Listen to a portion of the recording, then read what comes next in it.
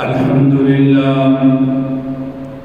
لله وكفى سلام على عباده الذين اصطفى أما بعد فأعوذ بالله السميع العليم من الشيطان الرجيم بسم الله وباسم عرش كتاب الله الرحمن الرحيم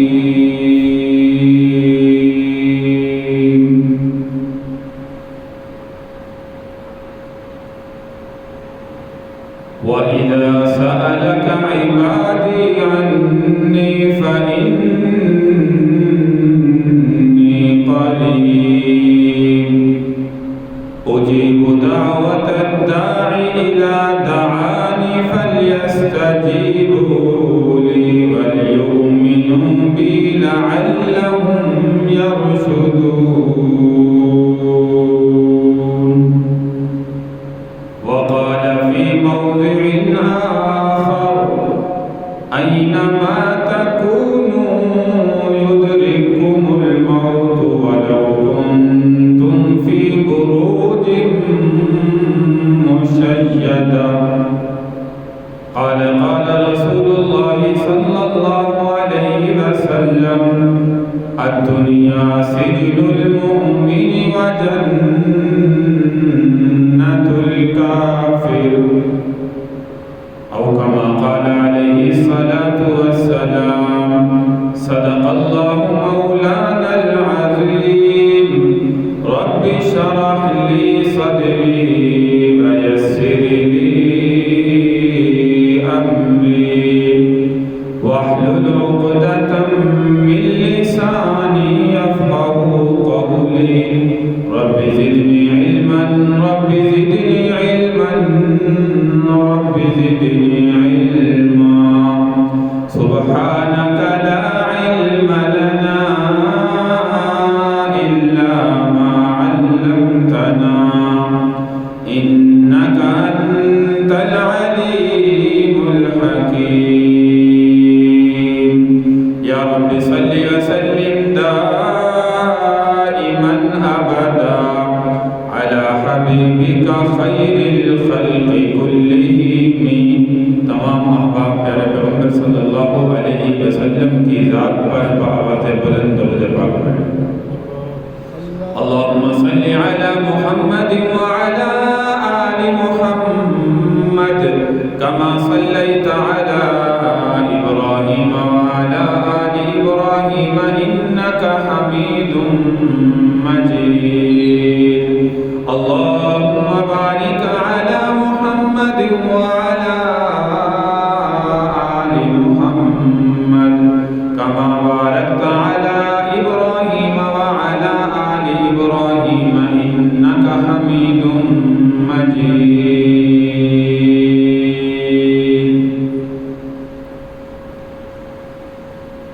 قابل صدر احترام سامعین کرام بزرگوں دوستوں پردہ نشین ماؤں بہنوں شوال المحرم کا مہینہ چل رہا ہے تقریباً آج 20 شوال المکرم ہے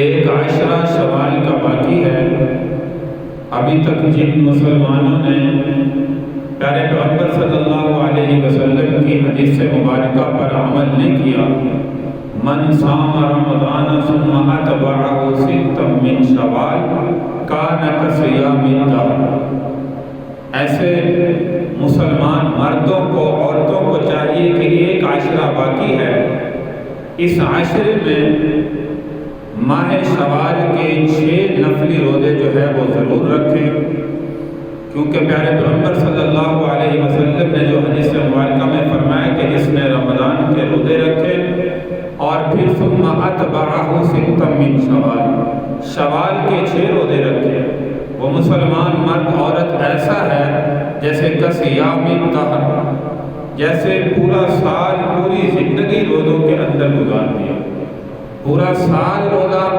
36 روزے گزشتہ بھی میں نے مثال دی کلام مجید کی آیت مبارکہ سے، من جاء بالحسنۃ فلہ عشر امثالھا۔ اللہ تبارک و تعالیٰ کہتے ہیں جو ایک نیکی کرتا ہے اللہ 10 گنا اس کا اجر و ثواب عطا کرتے ہیں۔ 30 روزے رمضان کے، 6 روزے شوال کے، مکمل 36 روزے ہوئے۔ 36 کو ہماری ریاضی کے اندر 10 کے ساتھ ضرب دیں تو 360 دن بڑھتے ہیں۔ سال کے اسلامی اعتبار سے 360 دن مکمل ہوتے ہیں۔ اسی لیے ایسا بندہ جس نے رمضان کے روزے، پھر شوال کے 6 روزے، 36 روزے اپنی زندگی میں رکھے، وہ ایسا ہے جیسے پورا سال روزوں کے اندر گزار دیا۔ اور اگر ہر سال اس ترتیب سے چلتا رہے گا تو وہ حدیث مبارکہ کی بشارت کے اندر داخل ہوگا کصیام الدہر، جیسے ساری زندگی اس مسلمان مرد عورت نے روزوں کے اندر گزار دی۔ تو میرے بھائی ایک عاشرہ اس ماہ شوال کا باقی ہے، مسلمانوں کو چاہیے کہ اس میں 6 روزے جنہوں نے رکھ لیے غنیمت ہے، بہت بڑی اچھی بات ہے، وہ اس فضیلت میں داخل ہو گئے۔ جنہوں نے نہیں رکھے وہ 6 روزے شوال کے جو ہے وہ ضرور رکھیں اور حضور علیہ الصلوۃ والسلام کی اس حدیث مبارکہ کی فضیلت کے اندر جو ہے وہ داخل ہوں۔ انسان دنیا کے اندر نیکی کرنے کا عزم اور ارادہ کرنا چاہیے، کیونکہ جتنا زیادہ ہمارے نامہ اعمال میں نیکیاں درج ہوگی، ہماری قبر اچھی بنے گی، ہماری آخرت اچھی بنے گی، ہمارے حشر کے میدان میں اچھا جو ہے وہ مقام ملے گا۔ اس لیے نیکی کی جتنی ہو سکے کوشش کرنی چاہیے اور صرف اللہ کی رضا کے لیے کوشش کرنی چاہیے، کیونکہ صحابہ کرام رضی اللہ عنہم اجمعین سے یہ بات، یہ عمل ہمیں ورثے میں ملا ہے کہ صحابہ کرام رضی اللہ عنہم اجمعین ہر عمل، ہر نیکی صرف اور صرف یبتغون فضلا من اللہ ورضوانا، اللہ کی رضا کو تلاش کرنے کے لیے کرتے تھے کہ ہمارا اللہ اس سے راضی ہو جائے، دنیا کو دکھانے کے لیے نہیں کرتے تھے۔ یہ تو من و ریا کا آج ہماری نیکی کے اندر جو ہے وہ اندراج داخلہ شروع ہو گیا۔ ہم جو ہے وہ نیکی کرتے ہیں تو کہتے ہیں جی لوگوں کو دکھائیں، لوگ دیکھیں میں اللہ کے راستے میں سخاوت کرنے والا ہوں، یہ بندہ بڑا سخی ہے۔ لوگوں کی زبان پر میرے تذکرے ہونے چاہیے۔ میرے بھائی لوگوں کی زبان پر تذکرے کرانے کے بجائے ہمارا تذکرہ اللہ کے دربار میں ہو، یہ ہمارے لیے فائدہ مند ہے۔ فرشتوں کی مجلس میں ہو، یہ ہمارے لیے فائدہ مند ہے۔ اللہ اپنے فرشتوں کے سامنے کہیں یہ بندہ بڑا مجھے محبوب ہے، یہ جب بھی نیکی کرتا ہے، جب بھی عمل کرتا ہے صرف میری رضا کے لیے کرتا ہے، دنیا کو دکھانے کے لیے نہیں کرتا۔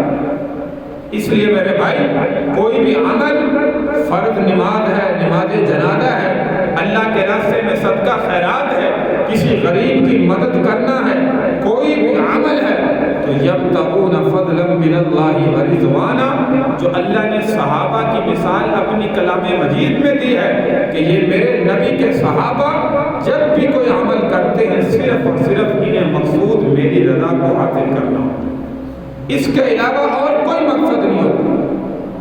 تو میرے بھائی ہمیں بھی اللہ تبارک و تعالیٰ کی رضا کے لیے ہر عمل، ہر نیکی کرنی چاہیے۔ اور میں اکثر دعا میں بھی کہتا ہوں ہر چھوٹی سے چھوٹی نیکی کو اپنے لیے نجات کا سبب سمجھ کر اس کو چھوڑے نہ، اس کو کرنے کی کوشش کریں۔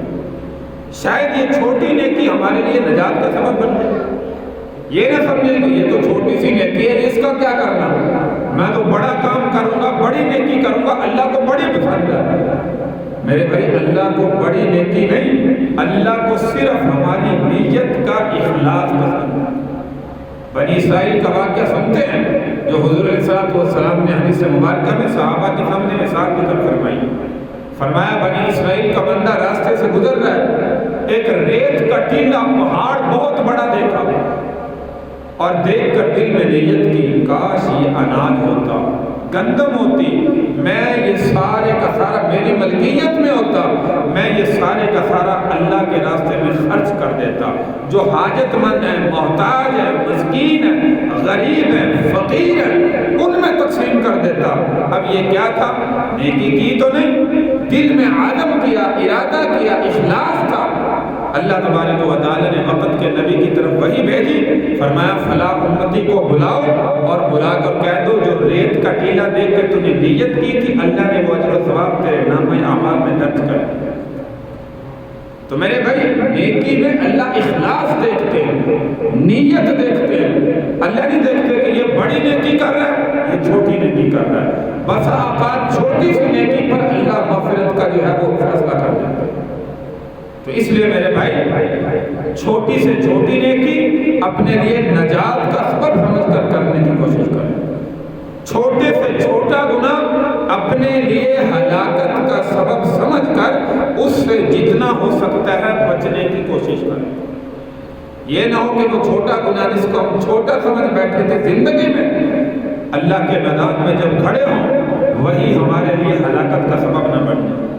ہم دنیا میں چھوٹا سمجھتے رہے کہ یہ تو چھوٹا سا گناہ بار بار کرتے رہے، لیکن اللہ کو وہ ہماری ادا پسند نہ آئی، اللہ کو وہ گناہ ہمارے لیے ہلاکت کا سبب لگا اور آخرت میں کہیں ہمارے لیے ہلاکت کا جو ہے وہ سبب نہ بنے۔ تو اس لیے میرے بھائی اس لیے کہتے ہیں کہ راہ چلتے اگر کوئی درمیان میں راستے میں رکاوٹ، ایک چھوٹا سا کوئی اینٹ، کوئی روڑا، کوئی پتھر پڑا اس کو بھی سائیڈ پہ کرنا، یہ بھی بہت بڑا صدقہ جاریہ ہے، یہ بھی بہت بڑی نیکی ہے۔ چاہے جائے کہ ہم دوسری نیکیاں کریں وہ بھی کرنی چاہیے، لیکن اللہ کے نبی صلی اللہ علیہ وسلم نے فرمایا یہ بھی صدقہ جاریہ ہے، اس کو بھی ہلکا نہ سمجھیں، چھوٹا نہ سمجھیں۔ تو ہر نیکی کو جب بڑا سمجھ کر کریں گے نیکیوں کا شوق ہمارے دلوں میں پیدا ہوگا، ہر گناہ کو بڑا سمجھ کر اس سے بچیں گے تو ہمیں گناہوں کا چھوڑنا جو ہے وہ ہمارے لیے آسان ہوگا۔ اس لیے میرے بھائی اللہ تبارک و تعالی نے جو دنیا میں چند دن کی زندگی عطا کی ہے، اس زندگی میں اللہ کی ذات کو راضی کرنے کی کوشش کریں کہ ہم سے کوئی ایسا عمل صادر نہ ہو جس عمل کی وجہ سے ہمارا اللہ ہم سے ناراض نہ ہو جائے۔ اگر ناراض ہو گیا تو ہمارے لیے پھر جو ہے وہ ہلاکت کا سبب ہے۔ تو اس لیے ہر عمل، ہر نیکی صرف اور صرف اللہ کی رضا کے لیے کرنے والے بنے اور اللہ ہی سے ہر دنیا کی چیز طلب کرنے والے بنے، اللہ ہی سے مانگنے والے بنے۔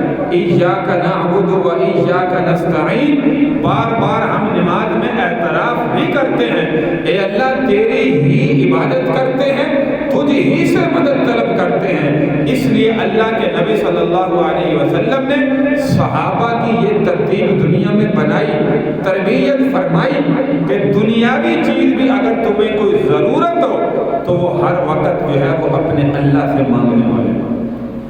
اب چاہے وہ اللہ بندوں کے اسباب کے ذریعے سے تم تک پہنچا دے یا ڈائریکٹ براہ راست پہنچا دے، یہ اللہ کی مرضی ہے۔ آج ہم نے اللہ سے مانگنا ختم کر دیا، دنیاوی چیز کی ضرورت ہوتی ہے، ہم کہتے ہیں کہ دنیا میں کس بندے سے ہماری حاجت پوری ہو، فلاں بندے کے پاس جاتے ہیں وہاں سے مجھے اتنے پیسے مل جائیں گے۔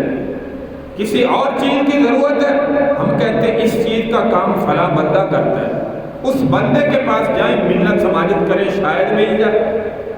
لیکن میرے بھائی جب اللہ کی ذات پر یقین رکھ کے، اسی لیے حضور علیہ السلام نے صحابہ کی تربیت فرمایا میرے صحابہ اگر دنیا میں تمہیں کھانے میں جو نمک ڈالتے ہیں وہ کتنا مہنگا، سستا تھا، اس وقت بھی سستا تھا، فرمایا اگر تمہارے گھر میں نمک بھی نہیں ہے وہ بھی فرمایا 2 رکعت نفل پڑھ کے دعا میں اپنے اللہ سے مانگو۔ جوتی کا تسمہ ٹوٹ چکا ہے، اس چیز کی ضرورت ہے، وہ بھی 2 رکعت نفل پڑھ کے براہ راست اپنے اللہ سے مانگو۔ اب اللہ وہ بندوں کے ذریعے سے تم تک پہنچائے، سینکڑوں واقعات ہیں، یا خود براہ راست تمہیں جو ہے وہ عطا فرمائے، یہ بھی واقعات موجود ہیں۔ تو میرے بھائی جب اللہ صحابہ کے دور میں، انبیاء کے دور میں وہی رب تھا، وہی خدا تھا، وہی اللہ ہمارا ہے جو اس وقت بھی تھا اس وقت بھی ہے، پھر میرے بھائی ہم مانگنے میں شرم کیوں محسوس کرتے ہیں؟ ہمیں اس وقت بھی اپنے اللہ سے مانگنا چاہیے۔ جب صحابہ نے اپنے اللہ سے مانگا اللہ نے عطا کیا، مثالیں ہمارے سامنے موجود ہیں، تو آج ہم دنیا کے لوگوں سے کیوں مانگتے ہیں؟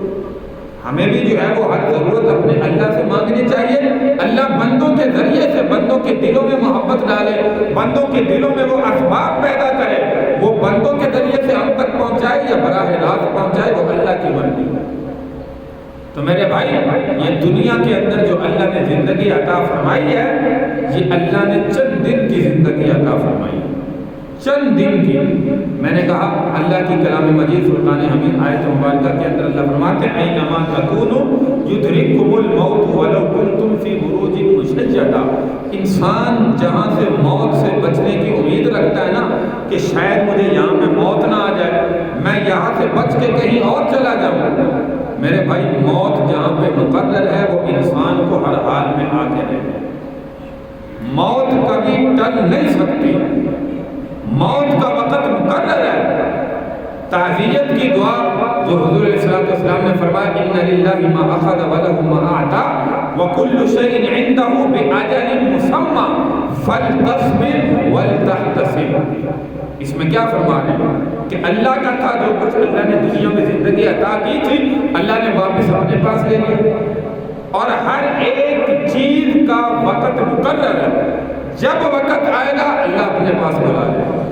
ہمیں چاہیے کہ فلتصبر ولتحتسب, اس پر صبر کرنا چاہیے اور اللہ سے اجر و ثواب کی امید رکھنی چاہیے. یہ تعزیت کا سنت طریقہ بھی ہے جو ہمیں اپنانا چاہیے. آپ جو جانتے ہیں نا فوت کے موقع پر یہ اللہ کا حکم نہیں. اللہ کا حکم تو ہر کون جانتا ہے کہ اللہ کا حکم نہ ہو. اللہ کے حکم کے بغیر تو پتا بھی پر نہیں ہل سکتا. جب ایک درخت کا پتا بھی اللہ کے حکم کے بغیر نہیں ہل سکتا تو ہم کیسے انکار کر سکتے ہیں کہ اللہ کا حکم نہیں. یہ حدیث مبارکہ میں دعا حضور علیہ السلام نے فرمائی ہے ان للہ ما اخذ ولہ ما اعطى وكل شيء عنده باجل مسمى فلتصبر ولتحتسب. یہ عربی کے اندر ہے جو اردو ترجمہ آپ کے سامنے ذکر کیا کہ اللہ نے زندگی عطا فرمائی, اللہ نے واپس اپنے پاس بلا لیا. اللہ اس وقت جب بچہ پیدا ہوا اسی وقت بلا لیتا, یہ بھی اللہ کی مرضی تھی. اب جوانی میں بلا لیا, یہ بھی اللہ کی مرضی. بڑھاپے میں بلائے, وہ بھی اللہ کی مرضی. جس وقت مقرر ہے وَكُلُّ شَيْءٍ عِندَهُ بِأَجَلٍ مُّسَمًّى, اللہ نے وقت جو ہے وہ مقرر کیا ہے, اس سے ایک سیکنڈ نہ آگے ہو سکتا ہے نہ پیچھے ہو سکتا ہے. اب جب بھی کوئی ہمارا عزیز دنیا سے چلا جائے ہمیں چاہیے کہ فَلْتَصْبِرْ وَلْتَحْتَسِبْ, ہمیں اس پر صبر کرنا چاہیے اور اللہ سے اجر و ثواب کی امید رکھنی چاہیے. تو باقی جتنے بھی تمام تر فوتگی کے موقع پر میرے بھائی ہمارے جو رسمیں, بدعات, خرافات, کھانے پکانا, کھانے کھلانا اور طرح طرح کی رسومات چلی ہوئی ہیں, یاد رکھیے یہ ساری کی ساری شریعت کے خلاف. یہ شریعت کا حصہ نہیں ہے. جب بھی کوئی فوت ہو حضور علیہ السلام کا طریقہ کیا ہے؟ اللہ کے نبی نے کیا فرمایا؟ فرمایا جس گھر میں کوئی فوت ہو جائے رشتہ داروں کو یا عزیز و اقارب کو یا پڑوسیوں کو چاہیے کہ اس گھر میں 3 دن تک چولہا بھی نہ چلے. حدیث مبارکہ موجود ہے 3 دن تک چولہا بھی نہ چلے. کیا مطلب؟ فرمایا کہ یہ جس گھر میں فوتگی ہوئی ہے رشتہ داروں کو چاہیے, پڑوسیوں کو چاہیے کہ اس گھر کے جتنے افراد ہیں ان کا کھانا بھی وہ خود پکائیں اور ان کو جا کر کھلائیں.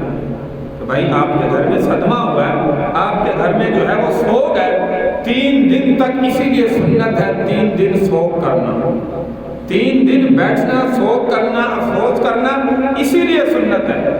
اس حدیث مبارکہ کے اندر بھی اللہ کے نبی نے وضاحت فرمائی. فرمایا ان کا کھانا بھی پڑوسیوں کو چاہیے کہ وہ پکا کر جو ہے وہ ان کو کھلائیں.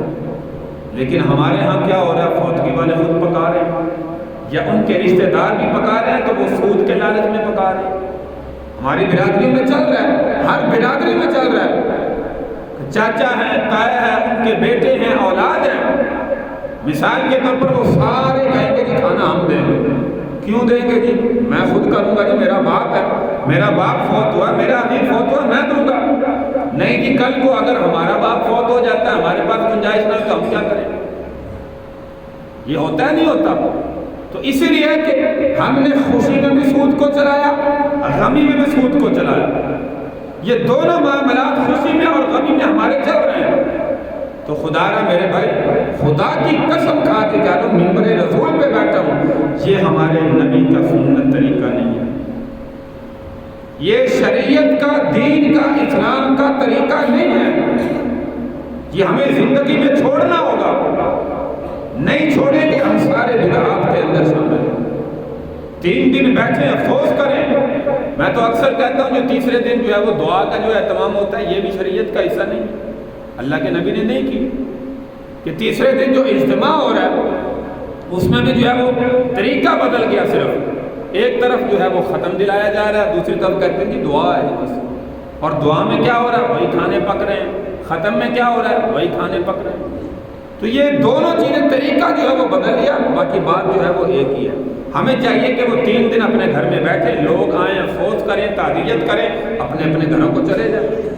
ہاں جو مہمان دور سے پتہ ہے کہ ہمارا رشتہ دار ہے، کوئی بھی ہے، لاہور سے آیا، فیصل آباد سے آیا، سفر کر کے آیا، صاف بات ہے کہ بھوک کی شدت ہوگی، ایسے مہمانوں کے لیے کھانا جو ہے وہ کھلانا چاہیے۔ لیکن ہماری رسمیں کیا ہے کہ گھر کے سارے افراد کیا، سارا گاؤں اکٹھا ہو جاتا ہے، وہ سارا گاؤں وہاں پہ بیٹھ کے انتظار میں رہتا ہے، جی آج دعا ہے، جی آج سارے نے شرکت کرنی ہے، جی وہاں پہ جانا ہم نے، اور سارے بیٹھ کے وہاں پہ پیٹ بھر کر کھانا کھا کے جائیں۔ کھانا کھلانا بری بات نہیں ہے، یہ نہ کہیں کہ فتوے لگ رہے ہیں، کھانا کھلانا اچھی بات ہے، آپ اللہ کی رضا کے لیے کھلائیں۔ شادی کا موقع آتا ہے، اس وقت بھی ہمارا یہی رویہ ہے۔ اکثر آپ کے سامنے مثالیں ذکر کرتا ہوں، نوتے کا مسئلہ اس میں چلتا ہے، وہ بھی کیا ہے، وہ بھی سود میں داخل ہے۔ ہمارا رشتہ دار عزیز و قارب آیا، 1000 روپے نوتا ڈال دیا، اب ہم جب اس کے اولاد کے جو ہے وہ رشتے میں جائیں گے، اس کی خوشی میں جائیں گے، ہمارا رویہ کیا ہوگا؟ ہم بھی وہاں پر جا کر 2500، 3000، 5000، تاکہ کل کو جب میں کروں گی تو 500 اوپر جو ہے اس سے وصول کروں۔ اور سود کی تعریف کیا ہے؟ جاہل بندہ جو ہے وہ سمجھتا ہے زیادتی مال جنس، پیسوں کے بدلے میں پیسے بڑھا کر دینا، اسی کو سود کہتے ہیں۔ بینک میں 1,00,000 روپے رکھتے ہیں، مہینے بعد ہمارا 1,10,000 ہو جاتا ہے، 1,20,000 ہو جاتا ہے، اسی کو سود کہا جاتا ہے۔ بینک میں تو ہم کہتے ہیں کہ یہ ناجائز ہے، یہ سود ہے، لیکن جو ہم اپنی برادری میں کر رہے ہیں، اپنی خوشی میں کر رہے ہیں، اپنی غمی میں کر رہے ہیں، میرے بھائی اس میں بھی ہمیں سنت طریقوں کو اپنانا ہوگا۔ سنت طریقے کے بغیر نہ کریں، سنت طریقہ سے کہ خوشی کا موقع ہے، شادی کا موقع ہے، اللہ کی رضا کے لیے کھانا کو کھلائیں، غریبوں کو کھلائیں، حاجت مندوں کو کھلائیں۔ یہاں پہ بھی حدیث مبارکہ موجود ہے، حضور علیہ السلام نے کیا فرمایا؟ بدترین انسان کا ولیمہ خوشی کا وہ ہے جس میں امراء کو بلایا جائے، غریبوں کو پیچھے کر دیا، غریبوں کو نہ بلایا جائے۔ یہ کیوں فرمایا؟ یہ اسی لیے آج کل جو ہمارے ماحول میں ہو رہا ہے، ہم کہتے ہیں کہ فلاں چودھری کو بلائیں گے، کارڈ میں نام بھی لکھیں، وہ آئے گا تو شاید اس کی طرف سے 20,000 30,000 ملنے کی امید ہے۔ برادری میں جو بڑا رتبہ رکھتا ہے پیسے کے لحاظ سے، اس کو بڑی خوشی سے بلائیں گے، اور جو غریب بندہ اس کو پیچھے کر دیں گے، اس نے کیا دینا کہ 500 دے جائے گا، مثال کے طور پہ میں نے 1000 دیا تو یہ صرف 1000 دے جائے گا۔ اور اس موقع پر ہوتا ہے، آپ سارے جانتے ہیں، ڈائری میں ہمارا نوٹ کیا ہوتا ہے، اس موقع پر ہم بعد میں دیکھتے ہیں میں نے اتنا دیا تھا، یہ فلاں بندہ یہ کتنا دے گیا، میں نے 1000 دیا تھا، یہ بھی 1000 دے گیا۔ کیا ہوتا ہے؟ کانٹا۔ آج کے بعد اس کو بلانا ہی نہیں، کیونکہ یہ پورا دے کر گیا۔ سودی معاملہ کیوں نہیں کرتے گیا؟ سودی کاروبار میرے ساتھ کیوں نہیں کرتے گیا؟ یہ ہمارا رویہ ہے میرے بھائی۔ تو میرے بھائی ہماری زندگی میں دین کیسے آئے گا؟ ہماری نمازیں کیسے قبول ہوں گی؟ ہماری عبادات کیسے قبول ہوں گی جب ہماری خوشی بھی سنت کے مطابق نہیں، ہماری غمی بھی سنت کے مطابق نہیں ہے؟ اور آج تک سب سے بڑا ایک رواج چل رہا ہے، بچی کو حق مہر دیا جاتا ہے، مولوی صاحب جو شرعی ہے وہ لکھ لیں، کم سے کم لکھ لیں، 10,000 لکھ لیں، 5,000 لکھ لیں۔ اور آج کل جتنی مہنگائی ہو چکی ہے شرعی اعتبار سے، آج کل حق مہر بن رہا ہے 25,000 30,000۔ آج کل جتنے نکاح ہو رہے ہیں آپ دیکھو 25-30,000 لکھوا رہا ہے، نقد دے رہا ہے، وہ کہیں گے 5,000 لکھ لو، 10,000 لکھ لو، ساری رات نعوذ باللہ خسرے نہ چاہے، کتنے پیسے دیے جی؟ لاکھ دیا جی۔ ساؤنڈ سسٹم لگایا جی، گانے بجانے کے لیے کتنا دیا جی؟ 1,00,000 روپیہ دیا جی، 1.5 لاکھ دیا جی۔ اور بچی کا جو حق مہر ہے، جو اس کا حق بنتا ہے، جس نے ساری زندگی گزارنی ہے، اس میں جی شرعی طریقہ دے گی، شرعی بھی نہیں دیتے، وہ بھی غیر شرعی 5,000 10,000 لکھنے کی بس۔ شرعی تو مہر فاطمی بھی ہے، مہر فاطمی تو اس وقت 2.5 3 لاکھ 4 لاکھ بن گئے۔ اندازہ لگائیں مہر فاطمی کتنی رقم بنتی ہے، وہ شرعی کسی نے آج تک نہیں لکھوایا۔ تو خدا را اپنے دماغ کو بدلے، اپنے ذہنوں کو بدلے، اپنے دل و دماغ کو دین کی طرف لائیں۔ یہ چند پیسے اکٹھے کر کے ہم دنیا کی جو ہے وہ ضروریات تو پوری کر لیں گے، لیکن جب اللہ ناراض ہو گیا تو میرے بھائی اس کو کیسے راضی کریں؟ آخرت میں میدان محشر میں اللہ نے کھڑا کر دیا کہ تو نے زندگی میں خوشی کے موقع پر، غمی کے موقع پر میرے نبی کے طریقوں کو ذبح کیا، میرے حکم کو پیچھے رکھا، برادری کو سامنے رکھا، پیسے کو سامنے رکھا، شیطان کو سامنے رکھا، تو ہم وہاں پہ کیا جواب دیں گے اللہ کی طرف؟ تو اس لیے میرے بھائی خوشی کا موقع ہو، غمی کا موقع ہو، یہ مثالیں میرے سامنے جو ہے وہ ہیں، سارے لوگ ان سے واقف ہیں، اس لیے موضوع تو میرا کچھ اور تھا، لیکن یہ آپ کے سامنے اس لیے ذکر کی شاید اتر جائے کسی ایک انسان کے دل میں میری بات، اور ہمیں جو ہے وہ دین کی سمجھ آ جائے، شریعت کی سمجھ آ جائے، اللہ کے نبی کا طریقہ جو ہے وہ ہماری سمجھ کے اندر آ جائے۔ اس لیے میرے بھائیوں خدا را زندگی کے اندر دین کو سیکھنے والے بنیں، دین کو اپنانے والے بنیں، صرف دوسروں کو سکھانے کے لیے نہیں، اپنی زندگی میں اپنائیں گے، برادری میں لوگ دیکھ کے خود بخود جو ہے وہ اپنے آپ کو بدلنے کی کوشش کریں گے، اور جب ہم اپنے آپ کو نہیں بدلیں گے تو پھر میرے بھائی دوسرے لوگ بھی نہیں بدلیں گے، وہ کہیں گے فلاں دیندار ہے، فلاں نمازی ہے، فلاں حاجی ہے، فلاں جو ہے وہ اتنی باتیں کرنے والا ہے، اس کا رویہ یہ ہے، ہم کیا کریں؟ اس کا جواب بہترین کہ آپ نے اپنی قبر میں جانا ہے، میں نے اپنی قبر میں جانا ہے، ہر بندے نے اپنی اپنی قبر میں جانا ہے۔ اس لیے آپ شریعت کا جو ہے وہ حصہ سیکھیں، دین کا طریقہ سیکھیں، اسلام ہمیں اس موقع پر کیا کہتا ہے۔ اب مثال کے طور پر گھر میں جو ہے وہ والد نے بھی حج کی ہوئی ہے، والدہ نے بھی حج کی ہوئی ہے، بھائیوں نے بھی حج کی ہوئی ہے، سب نے حج کی ہوئی، ماشاءاللہ 5 وقت کے نمازی ہیں، لیکن جب بیٹے کی شادی کریں گے ساری رات جو ہے وہ کیا ہوتا ہے آپ جانتے ہیں، ساری رات کیا ہوتا ہے، شیطان کو راضی کرتے ہیں، وہ سارے جانتے ہیں، کہاں گئی حجیں، کہاں گئی نمازیں، کہاں گئی عبادتیں، سارے کے سارے پر پانی پھیر دیا۔ اسی موقع پر تو حضور علیہ السلام نے فرمایا خوشی میں بھی اسلام کو اپناؤ، غمی میں بھی اسلام کو اپناؤ۔ آج ہماری خوشی بھی اسلام سے خالی ہے، یہ تو میرے بھائی ہندوؤں کا طریقہ ہے۔ اللہ کے نبی صلی اللہ علیہ وسلم کے دور میں دیکھیے جب کافروں کو کوئی فتح ہوتی تھی نا، وہ ایسے کرتے تھے، ساری رات شباب چل رہی ہے، شراب چل رہی ہے، گانے گائے جا رہے ہیں، اور جو ہے وہ ہر طرح کی جو ہے وہ دنیا میں خوشی ہو رہی ہے۔ لیکن جب مکہ فتح ہوا تو حضور علیہ السلام مکہ فتح کرتے ہوئے مکہ میں داخل ہو رہے کس انداز سے ہوئے؟ آپ کا سر نیچے عاجزی انکساری ہے۔ اسی عمل کو دیکھ کر خدا کی قسم کئی کافروں نے کلمہ پڑھ لیا، کہنے لگے ہم تو چھوٹی سی خوشی ہو اس طریقے سے مناتے ہیں، اور یہ اللہ کے محبوب مکہ کو فتح کر کے آ رہے ہیں اور مکہ میں داخل ہو رہے ہیں، یہ تو بڑی خوشی کرنی چاہیے تھی ان کو، اور یہ آج رانہ انداز میں آ رہے ہیں۔ التحیات للہ والصلوات والطیبات، تشہد میں ہم یہی پڑھتے ہیں نا، اللہ کے نبی نے فرمایا جب معراج پر گئے اللہ نے فرمایا میرے لیے کیا لائے ہو؟ تو حضور علیہ السلام نے فرمایا یا اللہ ایسی چیز لائیں جو آپ کے خزانے میں نہیں ہے۔ التحیات للہ والصلوات والطیبات، میری قولی عبادتیں، میری مالی عبادتیں، میری فعلی عبادتیں آپ کے لیے ہیں، عاجزی لے کر آیا ہوں، انکساری لے کر آیا ہوں، اور اللہ کی صفت جو ہے وہ عاجزی نہیں ہے، اللہ تو احکم الحاکمین۔